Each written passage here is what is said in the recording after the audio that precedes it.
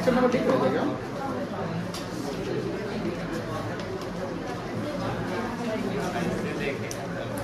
यहाँ देखोगे लिखो साथ में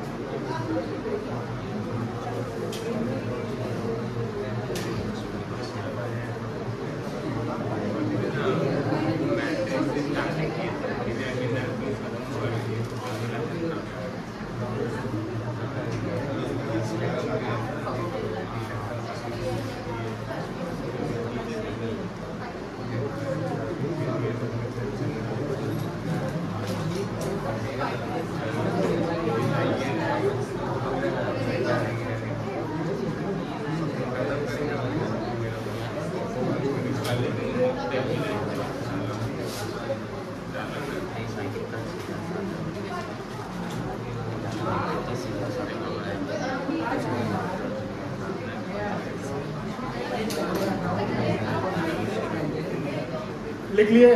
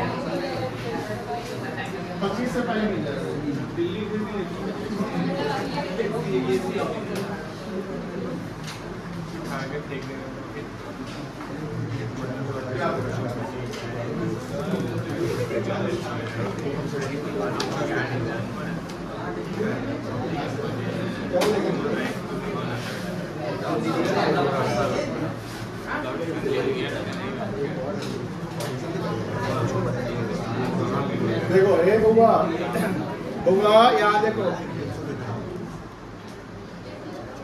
नेशनल इनकम एज पर ए रिसू, तो कमाल का प्राणी है। एक्सपेंडिचर मेथड, एक्सपेंडिचर इकोनॉमी में कितने सेक्टर करते हैं? 4 सेक्टर। कितने सेक्टर? यहाँ है national income as per expenditure method is the final expenditure incurred by all 4 sectors in the economy. ये 4 सेक्टर कौन कौन है? Household sector, producer sector, government sector and foreign sector, जिसको हम नेट एक्सपोर्ट कहते हैं। अब एक्सपेंडिचर मेथड का दूसरा नाम जो है वो है इनकम डिस्पोजल मेथड। डिस्पोजेबल नहीं, डिस्पोजल मेथड। डिस्पोजल जो इनकम को हमने एक्सपेंड कर दिया उसको बोलते हैं इनकम डिस्पोज करना, तो उसी को बोलते हैं एक्सपेंडिचर मेथड। जैसे आपने वैल्यू एडेड मेथड या आउटपुट मेथड पढ़ा था तो वो सप्लाई पॉइंट से चल रहा था। किस पॉइंट से? सप्लाई पॉइंट से, बिकॉज वहां प्रोड्यूसर जो है वो प्रोडक्शन करता था, वो सप्लाई करता था, तो उसके अकॉर्डिंग वैल्यू एडेड निकालते थे। लेकिन जो एक्सपेंडिचर मेथड है ये सप्लाई पॉइंट से फोकस नहीं करेंगे, ये फोकस करेंगे डिमांड के पॉइंट से। डिमांड का पॉइंट मतलब कि कंज्यूमर क्या डिमांड कर रहा है इकोनॉमी में, प्रोड्यूसर क्या डिमांड कर रहा है इकोनॉमी में, गवर्नमेंट क्या डिमांड कर रहा है इकोनॉमी में, और जो फॉरेन सेक्टर है वो क्या डिमांड कर रहा है इकोनॉमी में। जब इस चारों के डिमांड को सम अप कर दो, क्योंकि डिमांड करने का मतलब आप एक्सपेंड कर रहे हैं ना। अगर हाउस होल्ड सेक्टर कोई चीज का डिमांड कर रहा है, कोई चीज खरीद रहा है, वो स्पेंडिंग कर रहा होगा ना।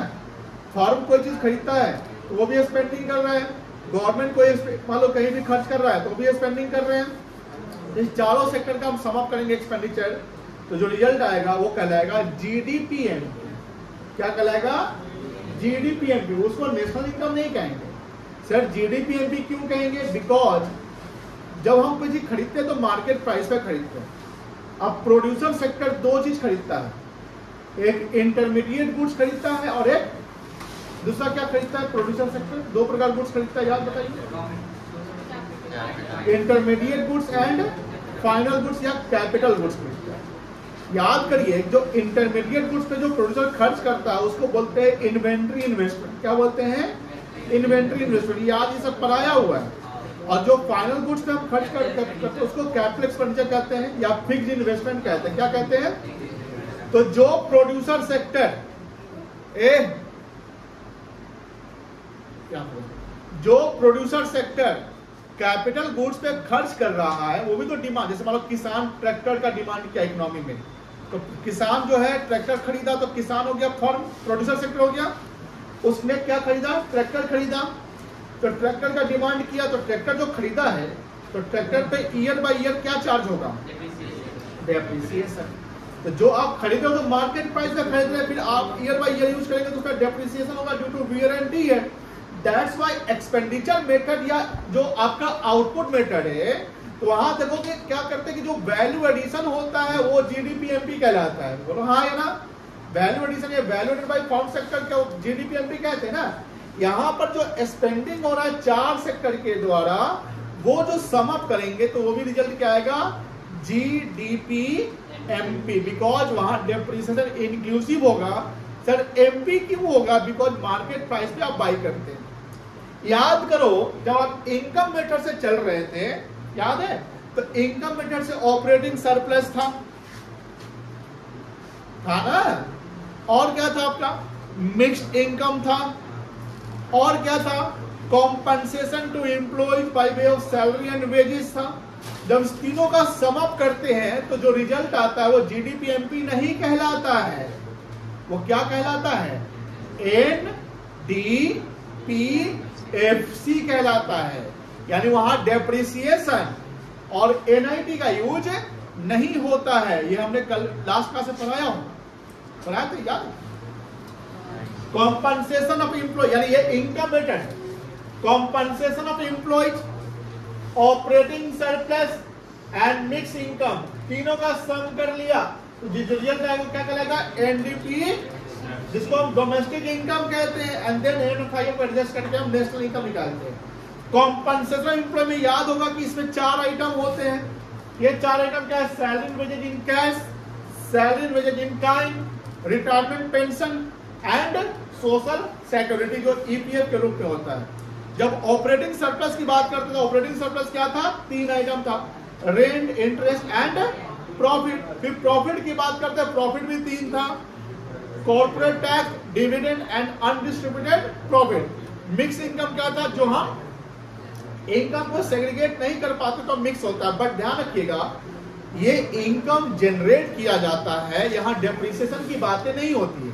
अगर कोई रेंट ले रहा है, रेंटल इनकम है, तो क्या वहां बियर एंड टियर होगा? रेंट में एकदम नहीं होगा। डेप्रिसिएशन कहाँ होता है? टेंजिबल फिक्स्ड एसेट्स में होता है कि नहीं होता है? सर अगर आप एक्सपेंडिचर मेथड की बात कर रहे हैं तो सर हाउस होल्ड सेक्टर जो खरीद रहा है, गवर्नमेंट कोई खर्च किया तो हर चीज पर डेप्रिसिएशन लगेगा? नहीं, ऐसा नहीं है।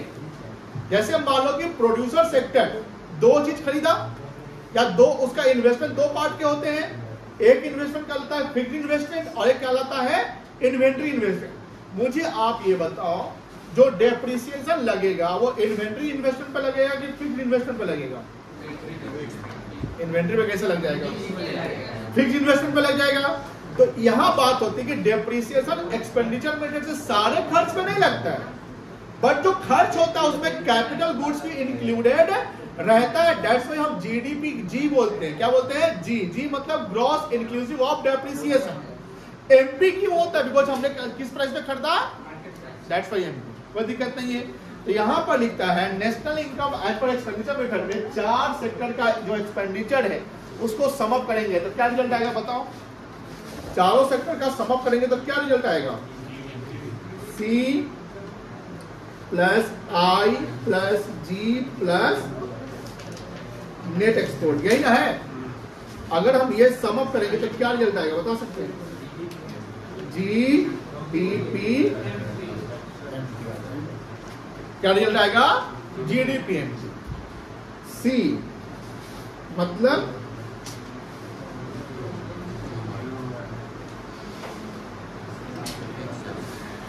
कंजम्पशन एक्सपेंडिचर कह सकते हैं ना? किसके द्वारा इनकर्ड होता है? लिखते जाओ, किसके द्वारा इनकर्ड होता है? इनकर्ड बाय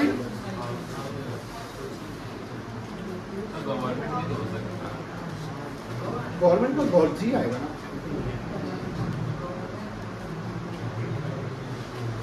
इसको जो हम लोग सी को जो जानते हैं ना, PFCE शॉर्ट में, PFC का फुल फॉर्म हो गया प्राइवेट फाइनल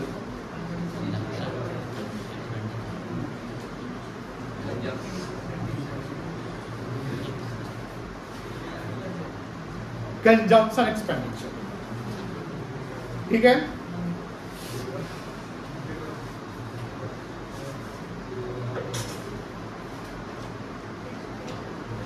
दूसरा जो आई है क्या कहलाएगा? Investment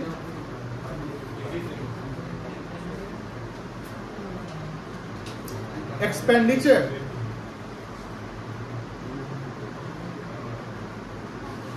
incurred by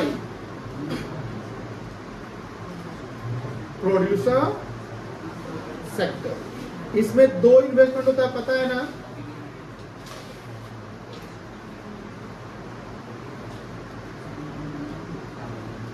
fix investment और दूसरा क्या है?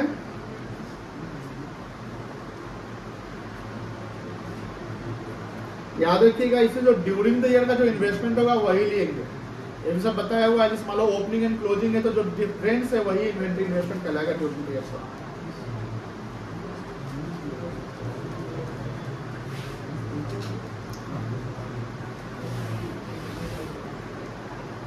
GDCF gross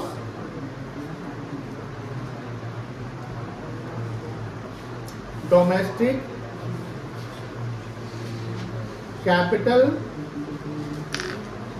formation. जो प्रोड्यूसर सेक्टर जो खर्च करता है अपने बिजनेस में, वो कैपिटल को फॉर्म करता है। क्या करता है? कैपिटल को फॉर्म करता है। थर्ड है जी,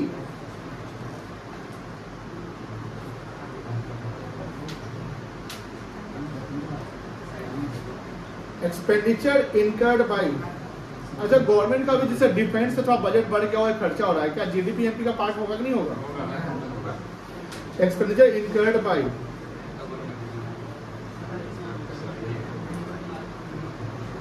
गवर्नमेंट,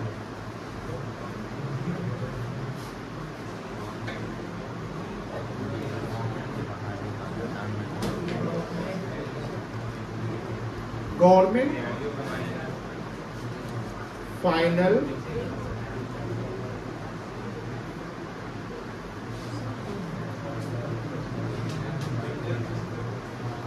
कंज्यूमर में याद होगा, कंज्यूमर से जब पढ़ाए थे आप लोगों को तो 3 कंज्यूमर बताए थे, याद है?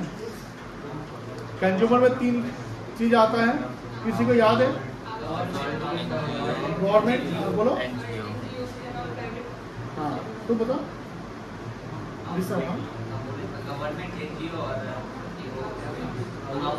वेरी, कोई दिक्कत नहीं है, इसलिए गवर्नमेंट फाइनल कंजम्पशन एक्सपेंडिचर, ठीक है ना? और चौथा क्या है?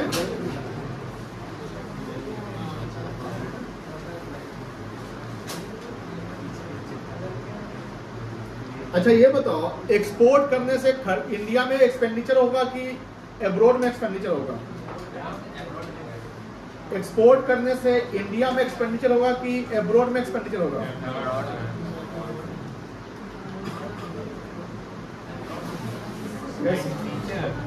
मतलब बनाने का खर्चा।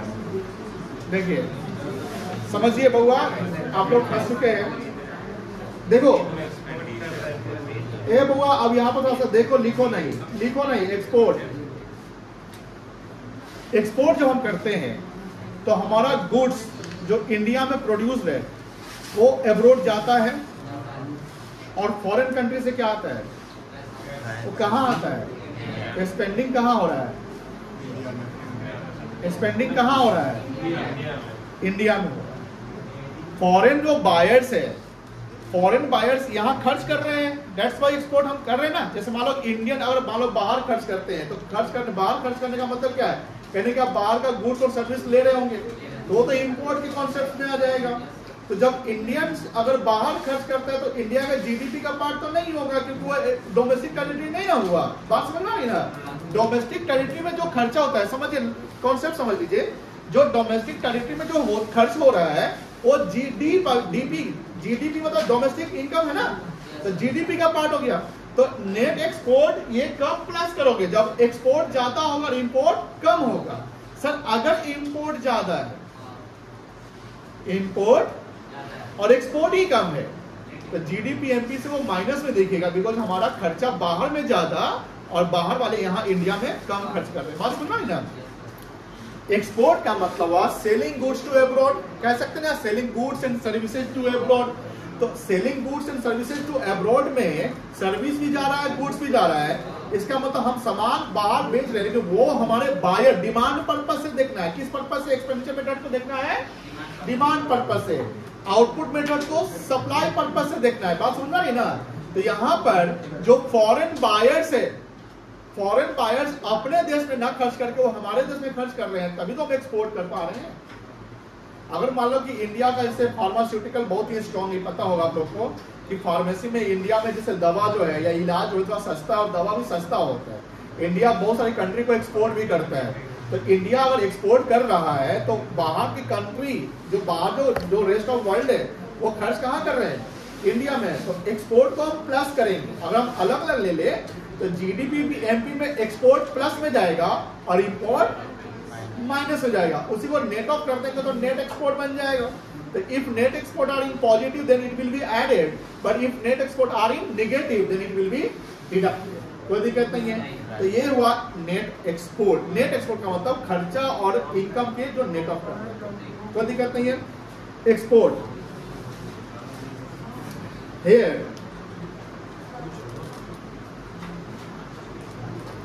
selling goods and services to abroad, which means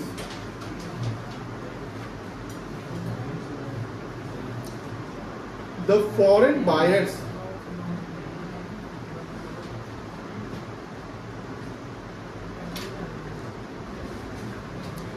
spending their money in domestic territory of a nation. In India लिख दूंगा.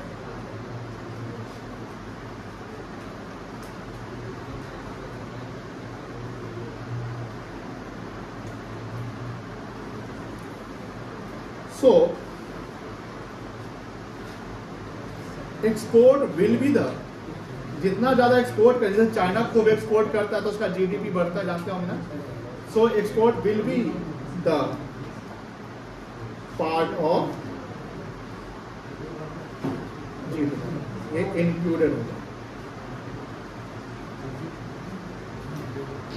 एम मतलब हो गया इंपोर्ट. इसमें क्या लिखेंगे? Here buying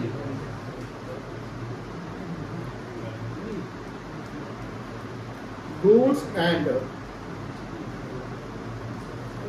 services from abroad, which means the domestic buyer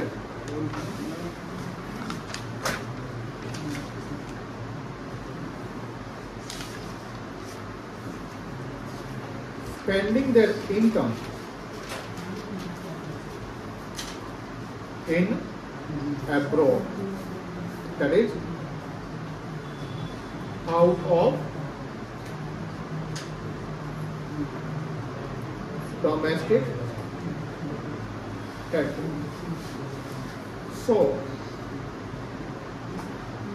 import will not be the part of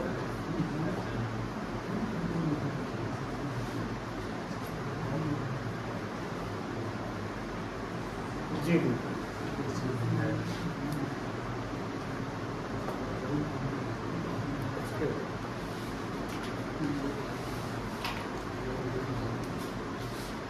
कैसे था रे?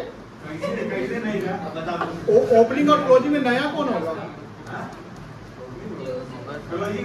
क्लोजिंग होगा. तो और माइनस टू कैसे कर दिया? छोड़िए, चेंज स्टॉक हो गया. आप मुझे बताइए, सवाल का रिक्वायरमेंट लिखिए. फाइंड एक, देखो यहाँ पे फाइंड GDCF. देखो ध्यान से, इसका मतलब क्या हुआ? Gross domestic capital. यहाँ ग्रॉस मतलब कि इन्वेस्टमेंट में दोनों इन्वेस्टमेंट लेना पड़ जाएगा. और कैपिटल फॉर्मेशन कौन करता है? Only producer sector. Household sector का फाइनल कंजम्पशन एक्सपेंडिचर होता है, चाहे वो घर बना ले, चाहे वो आटा चावल खरीद ले. बात समझ में आ रही है ना? तो यहाँ कितना हो जाएगा? 600 प्लस 100 कितना हो जाएगा? 700. Given NDFCF. एन मतलब ए भाई, एन मतलब नेट, पहला एन नेट है ना. Net domestic fix capital formation, ये भी फिक्स्ड है, बोलो हाँ. 700. अगर 200 जोड़ देंगे तो 900 होगा. तो 900 क्या कहलाएगा? GDFCF है ना, कहलाएगा. Check stock 100. अगर इसको भी जोड़ देंगे तो टोटल इन्वेस्टमेंट हो जाएगा. इसको क्या बोलेंगे? GDCF. 7 तो 9 1 आसान था क्या? बहुत आसान करते हैं. घर पे तो बनाने वाले हो नहीं तुम लोग, बन जाएगा. किताब लाओ रे, किताब. अरे कोई नहीं जाएगा. अरे तो किताब कहाँ गया?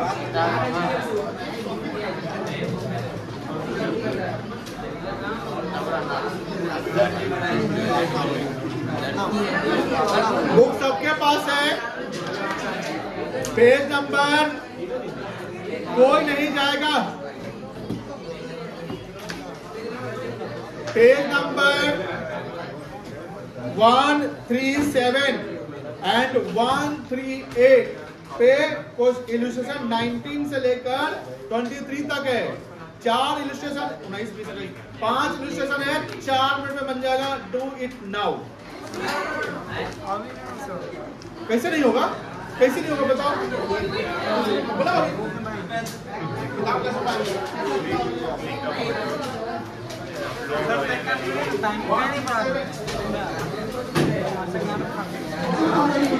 क्या बात